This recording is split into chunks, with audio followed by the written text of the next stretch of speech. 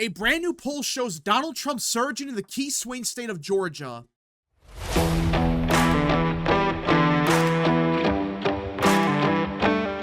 What is up, people of the internet? It is me, Real American, back in with a new video, and today it is time to talk about the 2024 presidential election because everyone, a brand new poll was just released out of the state of Georgia, and Donald Trump maintains a lead over Biden, but we're not talking about a 1-point lead. No, not even a 2-point lead. According to this brand new poll, Donald Trump is beating Biden by 5 points in the state of Georgia. Yeah, that's not a misquote. You didn't mishear me. According to Quinnipiac, one of the most Democrat-favorable pollsters in the country, that's a fact. They overestimate Democrats all the time.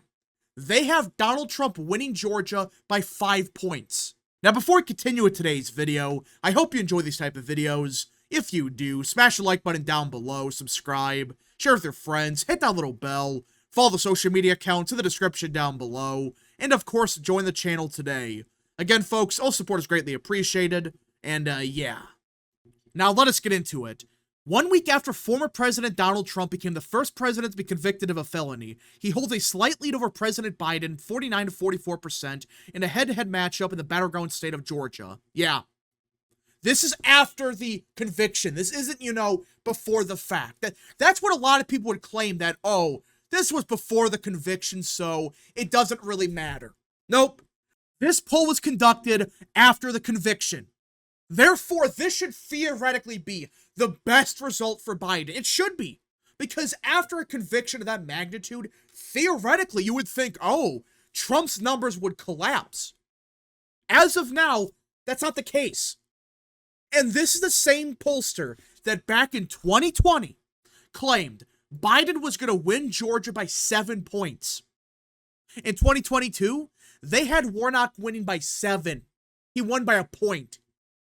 So the same pollster, which has a history, especially in Georgia, of overestimating Democrats and underestimating Republicans, they now have Trump winning by 5.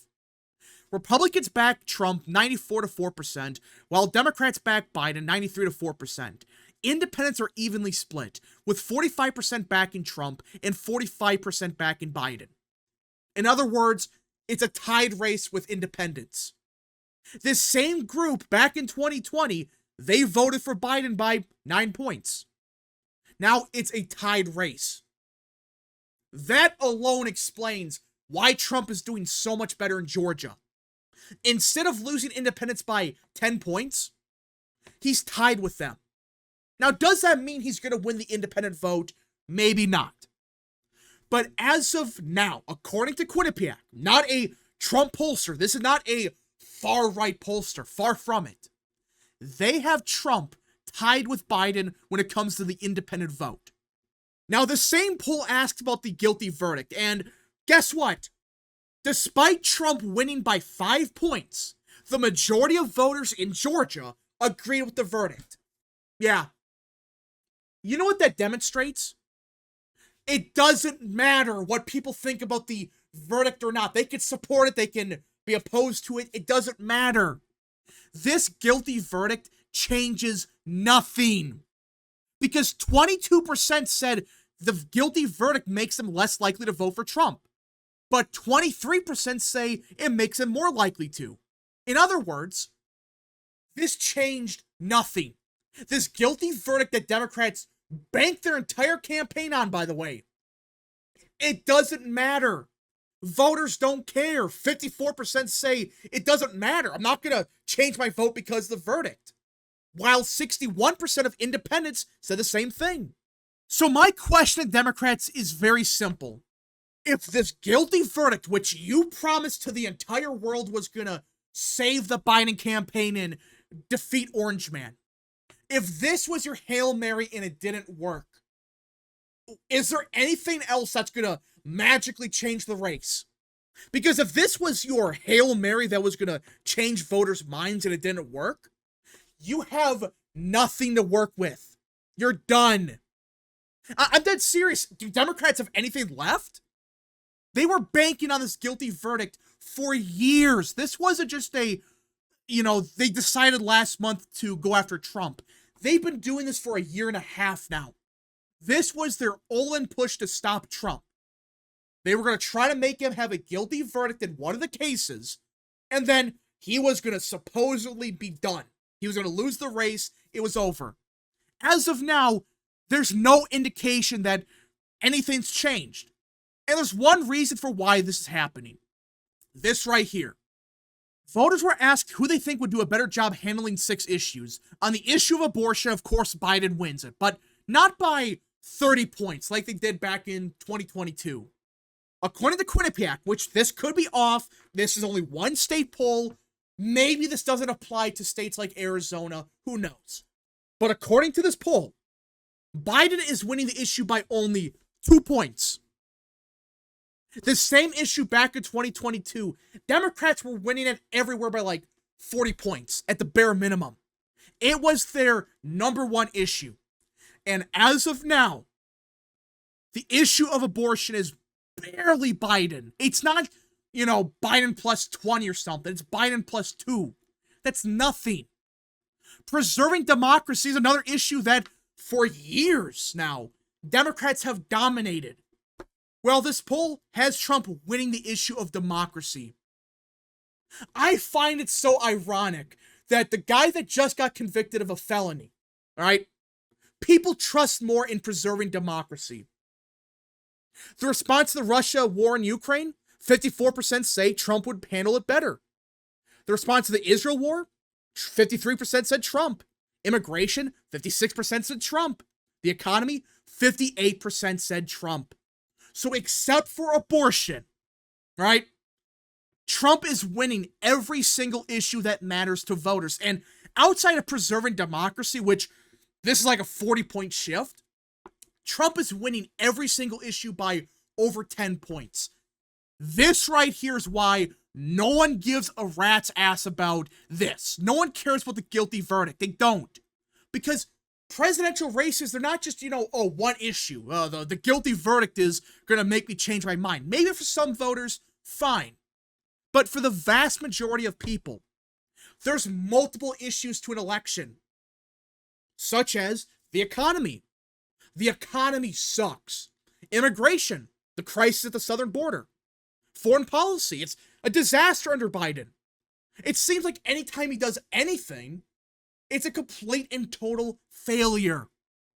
Given a list of 11 issues and asked which is the most important one in deciding who to vote for in the election for president, 29% say the economy, followed by preserving democracy and immigration. 29% of voters describe the state of the nation's economy these days as either excellent or good, while 70% of voters describe it as either not so good or poor. Yeah, only 29% of people said, yeah, the economy is, good. While 70% said, oh, hell no, this economy stinks. 61% of voters describe their financial situation these days as either excellent or good, while 38% describe it as either not so good or poor. This continues a pattern in battleground states pulled by Quinnipiac, where voters view their financial situation substantially more positively than the state of the nation's economy. More than half of voters in Georgia think the nation's economy is getting worse, 26% think it's staying about the same, and 20% think it's getting better. That's it, 20%. That's the Democrats coping about the economy. That's it. These are not people that are actual independents that think, oh, well, the economy is booming. No actual independent thinks that. These are just partisan Democrats that refuse to admit the economy sucks for most people. And these people will never admit the economy sucks. But during the Trump administration, these same voters said, well, the economy is the worst in U.S. history, oh, this economy's so bad, people are suffering. But magically, oh, actually, now the economy is better? Like, wait a minute. So, under the Trump administration, which this is a fact, the economy was booming. That's somehow a bad economy, but what we got right now, which is one of the most pathetic economies in U.S. history, all right? Despite that, this is by most accounts a garbage economy. Magically, it's so good. It's like, wait, what? You said 5 minutes ago that the economy sucked under Trump, but now it's better? When by virtually every metric it's worse? 33% of voters say food prices is the economic issue they worry about the most. Yeah, 33% said food. This is why Trump is in the lead he is in. People are worried about the economy being this bad, especially food prices. Unbelievable. When you say the economy, usually it's, oh, the jobs, the stock market, whatever, housing. Never in a million years I would think, oh wait, the number one economic issue is food prices. This isn't 1930, this is 2024. We shouldn't have these problems with food prices, but as of now, we do. And this right here is why people don't give a rat's ass about the guilty verdict. It doesn't matter. Especially when voters give Biden a 36% job approval, with 60% disapproving of him because of stuff like this. People are worried about food prices. This same question 5 years ago, I guarantee you, it would have been like 1% or something, maybe 2 or 3. But in the key swing state of Georgia, which might decide the election, 33% of voters said, yeah, food prices are their number one economic concern. Now, with all of this in mind, will Trump actually win Georgia by 5 points? I still have my doubts about this, but the more I look at this poll, the more I realize, okay, there's a good possibility of him actually winning by 4 or 5 points. Hell, in the same poll, they actually asked about RFK and others. Trump's lead expands from 5 points to 6 points when you include RFK, Chase Oliver, Cornel West, Jill Stein, etc. So with independence in mind, yeah, there's a good chance Trump could win by 4 or 5 points, maybe 6. Because that's what happened back in 2016. There was a large third-party vote in Georgia that took a bunch of votes away from Clinton, potential voters. It's not a guarantee that they were all Clinton voters, but let's assume most of them were. Well, that's how Trump won the state by 5 points back in 2016. In 2020, you didn't have the third-party vote, and you lost by a half a point, a quarter of a point. It was a close race. And I understand that things could theoretically change in 5 months. Is it possible? Yes. Right? I'm not saying for 100% certainty that Trump's going to win Georgia by 5 points, or hell, he's going to win it by 3 or 4. But as of now, is there really anything that's going to change voters' minds? We're in June. After the guilty verdict was announced, there's been no change in the polling. No significant change, I should say.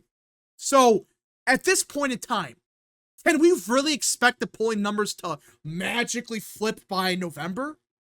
It's possible, but it's getting less and less likely by the day.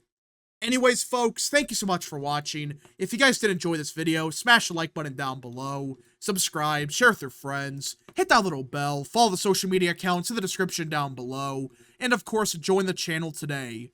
Godspeed to all of you.